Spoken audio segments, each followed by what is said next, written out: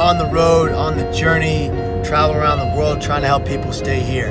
In this next Manchester meetup, we sat down for high and proper tea with our main man, Spencer Taylor, Logan Paul's videographer. He broke down what drives the Logang, what inspires him to do the work he does, and how they continually and collectively bounce back from the Japan incident on a regular basis. It was great to sit down with Spencer and hear his words and understand a little more about the man behind the camera, behind Logan. Check it out, enjoy, take care, be here tomorrow. Hi, how are you? Perfect. Thank you. What's your name? Camilla, nice to meet you. Nice to meet you too, guys. Thank you for the high tea, we appreciate it. Alright, so how does this work? No, I put this here? This one here, there. And tea's steeping right now. Okay, so we'll let it chill. Let it marinate. I'll let you lead the way because, yeah, man. bro, I'm gonna be honest, I've never had a proper tea time. Getting it in, where we can fit it in. Yes. I love the shirt, I love you. Thank you, bro, I love you too. You've been on a bit of a journey for a long time now. Yeah, man. Tell me about pre-Logan Paul, the journey you were on in life, and then the journey you found in film. In my junior year, transitioning into my senior year of college at Michigan State, I had a mindset just flip. I went from being kind of in that party, not really knowing what you're doing with your lifestyle, to kind of waking up and seeing a lot of my friends graduating college, and they were getting desk jobs and they were not happy. I could see that they weren't happy. I woke up and I was like, whoa, this is me. This is gonna be me. If I don't make a life change, if I don't take this seriously, I'm in $60,000 worth of student loan debt. I'm coming up to this transition in my life where I'm either gonna move home with my mom and dad, or I'm gonna go make something happen with my life. And I chose the latter. I said, I'm gonna go make something happen with my life. I started reading books. I never read books. I read Lord of the Rings and like a couple others, that's it. But I picked up a book called Think and Grow Rich by Napoleon Hill, and for some reason, I fell in love with it. It was talking about your mindset, how you should think, how you can attract things into your life that you want, and kind of like how your life is really the sum total of your thoughts. And if you change the way you think, you can change what you bring into your life. And I was in college, I was around all these young college students that were just kind of doing their thing, and I was like, you know what, I'm gonna unplug from this and I'm gonna start reading this book and apply it. And so my senior year, my life started to change.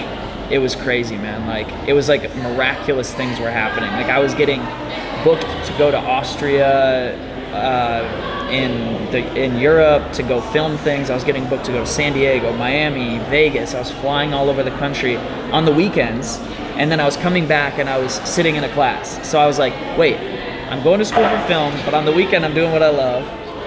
Okay, I'm onto something here. So I really I went hard with that. And out of nowhere, I got this job opportunity because of this traveling I was doing. I met a guy named Bob Proctor. And so I ended up working with him for a year, filming his videos, filming his content, and that's where I really learned what I wanted to do with my life, which was put out meaningful content.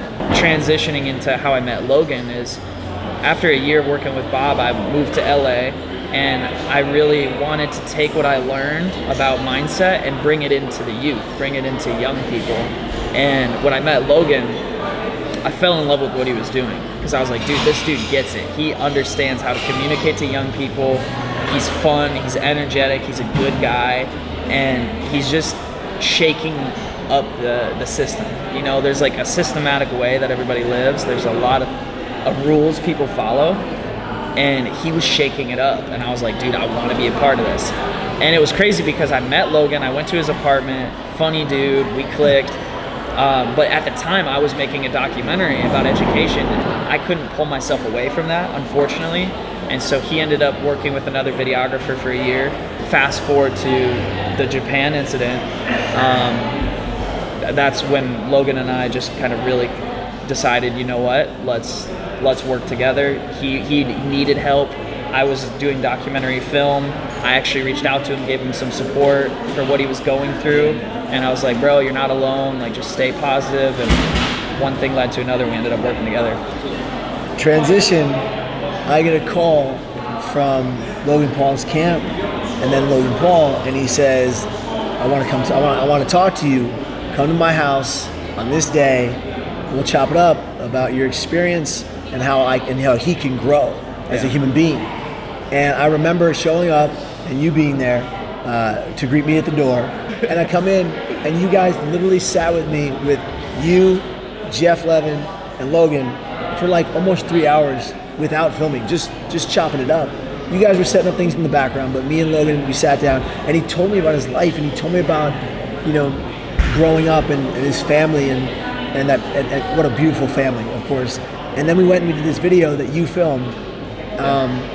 Tell me about the process of taking it through the different cuts and finding what we did that has now reached 29 million people around the world, and hundreds of kids have written into Logan, they've written into me, and they've said that video saves their life.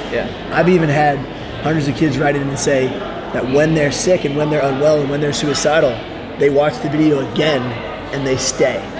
So tell me about how you put that together and what it all meant, man. Well, that was the intention going into the video, so hearing you say that's really humbling, and it's cool because that's why we did it. And I never charged Logan a penny for that video.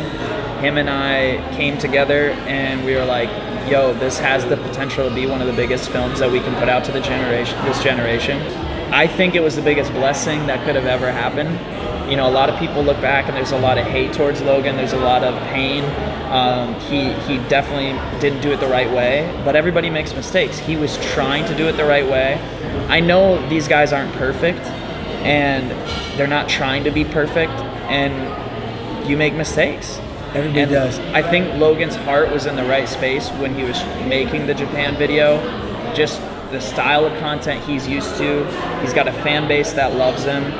It just didn't come out the right way. So when Logan and I sat down, I flew out to LA from Michigan, and we talked, and we were like, okay, how can we do this the right way? Like, what do we have to do? Jeff brought you in, and when I met you and we sat down, a lot of things clicked, man, because I've dealt with friends who have dealt with suicide or depression, but I've never personally dealt with seeing suicide in my close circle.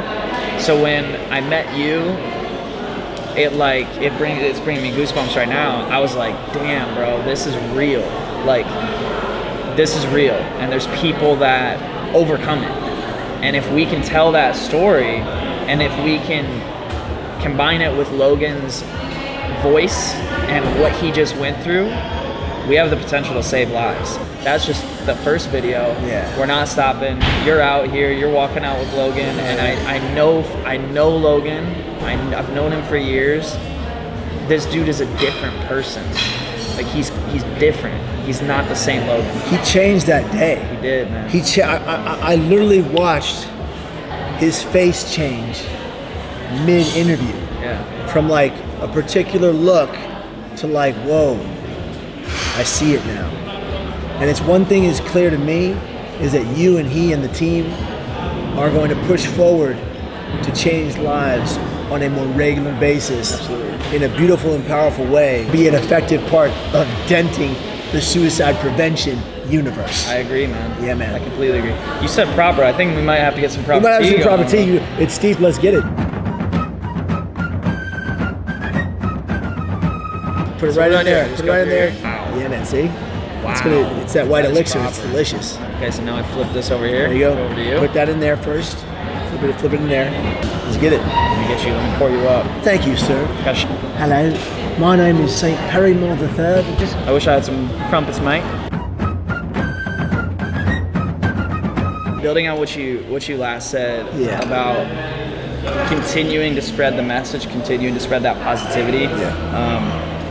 That is a huge commitment that we're making. And I think like one thing that I wanted to address is, like, I was getting emotional in the locker room, after the fight, during the fight. I gotta kind of hold that in because I'm filming, but I really saw, I thought it was so cool to see Logan make it through that fight. It came to a draw, which I think is the perfect storyline for what's to come.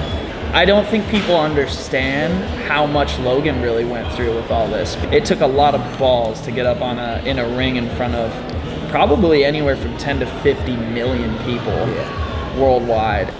When we did the video, the Beard and Maul video, when you did the Beard and Maul video, and that came out, before that happened, because of the incident, it's my understanding over 2 million people wrote to Logan to take his life. 2 million plus people wrote to one man to kill himself. For being angry with him about a suicide issue, they wrote him to kill himself. Right. A 22-year-old man. If he was less resilient, if he was a lesser man, that would have broken anyone. To have that many people around the world hate you for no reason when they don't know who you are. Never judge a book by its cover. Never judge a person for one action. Every single human being is 1,000 times greater than the worst thing they've ever done. You never know why people do what they do or what led to that behavior in the first place. So when we look at people that abuse other people or hurt them with their words or actions, you have to go, okay, that was a learned behavior. Who did they learn that from? Who turned them into a monster? What was the monster behind that person and then that person and their father and their father and their father that led them down the path to hurting someone just because you can, right? So instead of judging people that you don't know from Adam, go meet someone who you are angry with, ask them why they did that, and have a positive, productive conversation about how we can all change. Yeah. I think a word that is like, it's like the hardest thing for human beings to say is I'm sorry. And I think even when you're right, it's okay to tell someone, yo, I'm sorry. So in what happened to Logan, how do you relate to all this, and how do you guys move forward from this? Logan's younger than me, but I look up to him because how he handled that. I saw him in times where, you know, I could tell it was affecting him. I could tell he was trying to just figure himself out when you have that many people saying those things. I know Logan doesn't fully let it get to him, but any human being in that situation, it's hard. Logan dealing with that amount of hate, and like, not just hate, but like people wanting you dead. I don't think something like that's ever happened to a YouTuber or for one mistake. I think it's cool because Logan's like, he's a pioneer, and I think over history you see anybody who pioneers something, they're the ones who have it the toughest because they have to pave a new path, and that's what Logan's doing. And so how you move forward, I think answering your question is unique because that question's being answered every day by Logan, his journey to just press on and find himself and be confident in himself. I think this fight and what he just went through was really symbolic of what he's going through on a personal level, because, you know, if you saw the fight, at the end of the fight, Logan was looking like he was, you know, about to go down in that last round, but he really just stuck to it. He didn't go down, he stayed up, he was taking hits. You know, he's not a boxer, he had 3 months to get ready for this, and the dude just kept going. It motivates me so much when I see what he's doing, and it's like to be his roommate and to be around that all the time, it's super dope because I get to wake up and I get to, like, if I'm having an off day, I get to see him, you know, dab him up and say, yo, what's up? Like, let's have a good day. Let's make something fun, you know? As long as we say, let's go. Yeah, let's go. Yeah. There's no time. If you're dealing with something negative, if you're dealing with hate coming in, the best thing you can do is put it away and go create something good. Overall, the lesson that I've learned is it's a team. You gotta just lock arms with people who are going through pain, who are just trying to make something happen in life, and you gotta lock arms and you gotta join teams and you gotta work together and just love each other. Honestly, that's what it comes down to. Support each other with no agenda, you know, like I'm not getting anything from this other than I'm learning, you're learning, I'm sure, and I think that's what it's about. It's just about learning and growing together.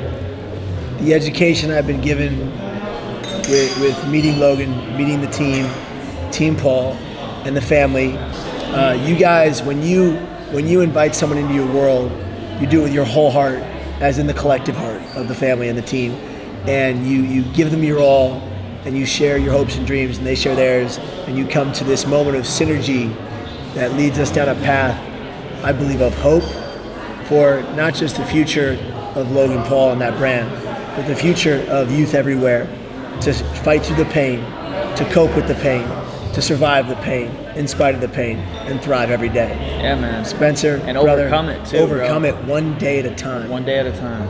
One step at a time. Yeah. And all baby steps. Yeah. That's. I created a company in that transition that I talked about in the beginning. When I was in college, I was lost. I was really confused. I had no idea what was going to come.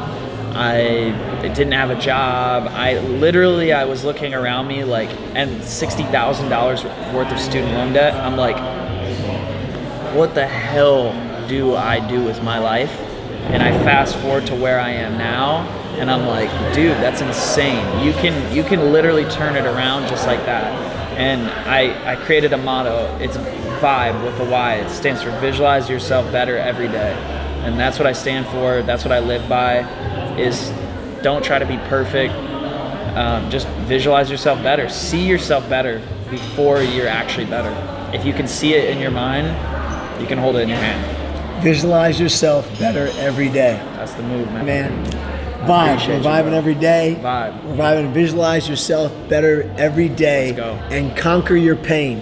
Have the courage to talk about your mental health. Normalize the conversation of mental, mind, brain, and behavioral health.